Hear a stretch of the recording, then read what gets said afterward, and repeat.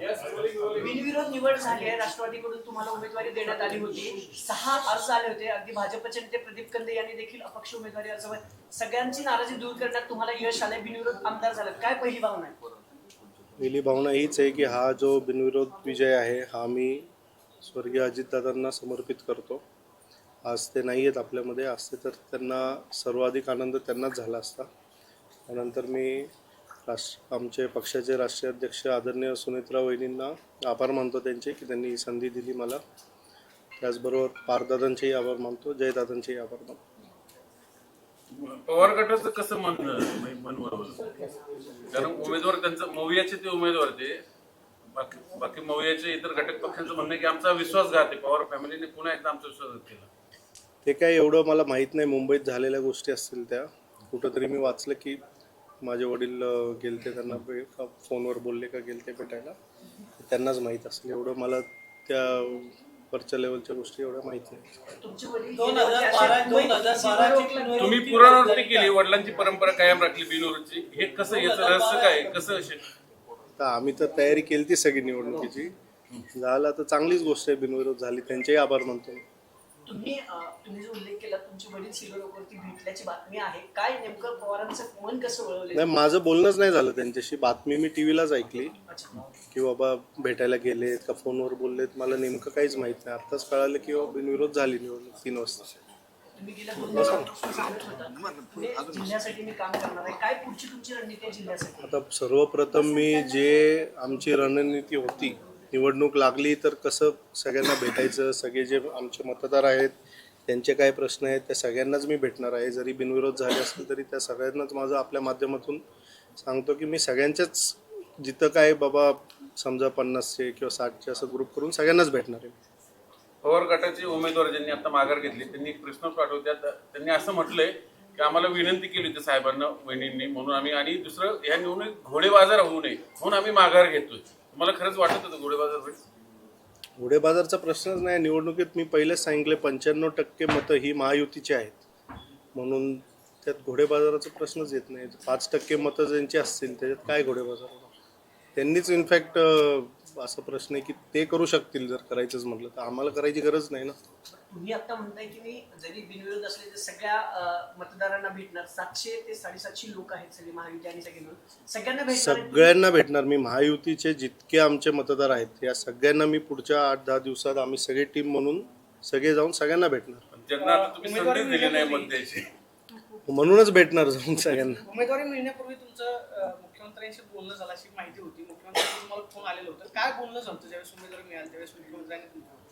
तसं नाही, एक कुटुंब म्हणून आम्ही, वडील भारतीय जनता पक्षाचे उपाध्यक्ष होते, परत खासदारही आम्ही सहयोगी सदस्य होतो भाजपचे, म्हणून कुठलाही निर्णय घ्यायच्या आधी आम्हाला कर्मप्राप्त होतं की बाबा त्यांना भेटून त्यांचा किंवा त्यांच्याशी बोलून मगच पुढचा निर्णय आम्ही घेणार होतो. ते आम्ही घेतला आणि मग जे काय झालं ते. तुम्ही सीएम सरांना विश्वासात घेऊनच इकडे आलात.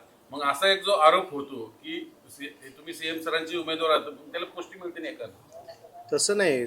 उमेदवार म्हणजे आता तिथनं समजा आता आपल्या, तुम्ही जर समजा आता तुम्ही झी 24 तासच्या तुम्हाला समजा सोडून कुठं जायचं असेल तर वरिष्ठांची बोलूनच जाणार ना तुम्ही, का परस्पर तुम्हाला जाता येणार नाही. तर मग ते तसंच आहे ना. ते आमच्याही तो नोकरीचाच भाग आहे. प्रश्न असा आहे ना की तुमच्यावरती अनेक आरोप झाले होते. आर्थिक गणित बसवली गेली असे आरोप केले होते. अगदी रोहित पवार थोड्या वेळापूर्वी देखील तुमच्यावरती त्यांनी आरोप केले की पुण्याच्या जागासाठी जो घोडेबाजार झाला किंवा पोत्यांनी पैसे देण्यात आली. आता आमदार झालात, या सगळ्यांना विरोधकांना उत्तर कसं द्याल? आर्थिक निकष म्हणजे नेमकं काय समजायचं? विरोधकांनी उत्तर हे त्यांच्याच कृतीने त्यांना दिलेलं आहे ना. त्यांनीच अर्ज माघार घेतलेला आहे. जर घोडेबाजार झाला असेलच समजा तर मग तुम्ही समजून घ्या काय ते. तुमचे विशेष आभार याच्यासाठी मानले पाहिजे, अभिनंदन सगळ्यांच्या वतीने यासाठी केलं पाहिजे की फक्त पक्षातली वादळं नाही तर तुम्ही विरोधकांना सुद्धा त्या अर्थाने शांत केलं.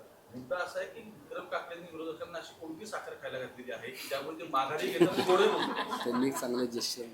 आता त्यांनी एवढं चांगलं हे दाखवलेलं आहे माघार घेतलेली, तर त्यांच्यावर मी काय बोलणार ना. तो वरिष्ठांचा निर्णय कदाचित वरती झाला असेल तो, परंतु मी त्यात प्रक्रियेत कुठंच नव्हतो की बाबा त्यांना माघार घेण्यात लावणं किंवा कुठल्या वरिष्ठांशी बोलणं, त्या प्रक्रियेत मी नव्हतो. बरं, याचा बिनविरोध झालेला श्रेय कुणाला देणार? मुख्यमंत्र्यांना देणार का पारदादांना देणार? बिनविरोध झालेला श्रेय मी महायुतीचे 3 नेत्यांना देणार. माननीय मुख्यमंत्री देवेंद्र फडणवीस साहेब, आपण सुनेत्रा वहिनी साहेब आणि एकनाथ शिंदे साहेब पवारांना तिघांनाही नाही निवडून. देणार. हां? त्यांनाही देणार ना, आता त्यांनी माघार घेतली कारण त्यांनी म्हणून माघार त्यांनाही घेतली. 100%. तुम्ही हा विजय अजितदादांना समर्पित करताय, बारामतीला जाऊन दादांच्या समाधींचं दर्शन घेणार आहात? हो घेणार आहे, 100% घेणार आहे. आता ती प्रक्रिया काय, कलेक्टर ऑफिसची तिकडनं निरोप आला तर कदाचित तिकडं जावं लागेल. सगळं झालं की त्यांच्या इथं आता मी जिजाई बंगल्यावर जाणार आहे, तिथं दादांच्या प्रतिमेचं मी दर्शन घेणार आहे. पाया पडून मगच पुढं कलेक्टर ऑफिस जिथं कुठं जायचं असेल तिथं जाईल. आता आमदार तर झालेच आहात, तर पुढचा अजेंडा काय मी पक्षासाठी? आता सर्वप्रथम मी जे सांगितलं बाबा, सगळे जे माझे मतदार आहेत तर त्यांचा प्रतिनिधी मी असणार आहे. त्यांनी त्यांची जे काही अडचणी असतील किंवा जिल्ह्यामध्ये त्यांची जी काही कामं थांबलेली असतील किंवा हे पद जे आहे हे बहुतेक 4 का 5 वर्ष हे मोकळं होतं. तिथं कोणी प्रतिनिधी नव्हतं त्यांचं. त्यांना जाऊन त्यांच्या भेटी घेऊन त्यांच्या काय अडचणी अडीअडचणी असतील ते त्या अनुसार मग पुढची कारवाई करू. 2017 साली ज्यावेळेस काकडे साहेब भाजपात गेले तर त्यांनी राष्ट्रवादीचे काही नगरसेवक फोडून तिकडे नेऊन त्यांची सत्ता आणली होती. आता तुम्ही परत इकडे आलेला आहात, तर भविष्यात तसे तुम्ही महायुतीत आहात, पण पुन्हा पक्षाला ती ताकद पुन्हा इकडे रिगेन करून देणार. आम्ही नवीन उमेदवार घडवू, नवीन पक्ष प्रवेश करू, नवीन कार्यकर्ते तयार करू आणि मग त्यांना उभं करू. तिकडचे फोडणे आहेत किंवा तिकडचे फोडण्यापेक्षा आम्ही नवीन कार्यकर्ते तयार करू. तिकडे काही तुमचे लोक आहेत? नाही, आता जे त्यापेक्षा आम्ही नवीन कार्यकर्ते हे करण्यामध्ये जास्त आम्ही आमचं एनर्जी घालू असं मला वाटतं. शुभेच्छा. थँक्यू. थँक्यू. मीडियावाल्यांचे पण आभार.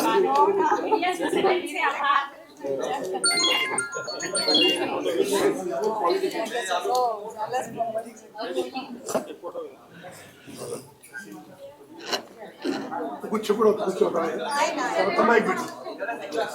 आम्हाला वाटतं दीक्षित मिळाला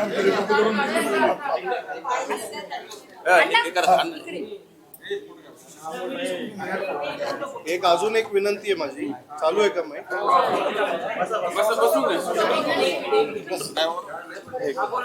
माझं महायुतीच्या सर्वच पुणे जिल्ह्याच्या म्हणजे माझ्या ज्या सीट रिलेटेड जे आहे सर्वांनाच एक विनंती आहे, कुणीही गुलाल उधळू नका, कुणीही फटाके वाजवू नका किंवा कुणीही जल्लोष करू नका.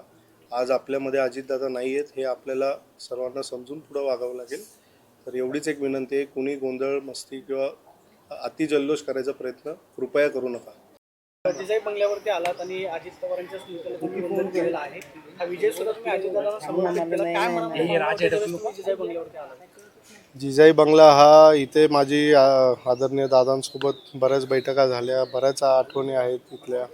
तर त्यांच्याच प्रतिमेला हा आधीच मी सांगितलं की आश्रय हा आदरणीय दादांनाच आम्ही समर्पित करत आहोत. आणि त्यासाठी माझ्या जुन्या आठवणी होत्या बऱ्याच इथं दादांसोबतच्या, म्हणून मी येऊन त्यांच्या प्रतिमेला फुलार्पण केलेले. दुसरं एक मी मीडियामध्ये आत्ता काही बातम्या ऐकल्या की आदरणीय सुनेत्रा वहिनींनी माननीय पवार साहेबांना फोन केला. तसं कुठलीही गोष्ट झालेली नाही आहे. आदरणीय सुनेत्रा वहिनींनी कुठलाही प्रकारचा फोन किंवा काहीच पवार साहेबांसोबत कुठलाही कॉन्टॅक्ट केलेला नाही. म्हणजे नानांनी म्हणजे वडिलांनी केलं. त्यांनी केला असेल कदाचित, परंतु आदरणीय वहिनींनी कुठलाही फोन केलेला नाही.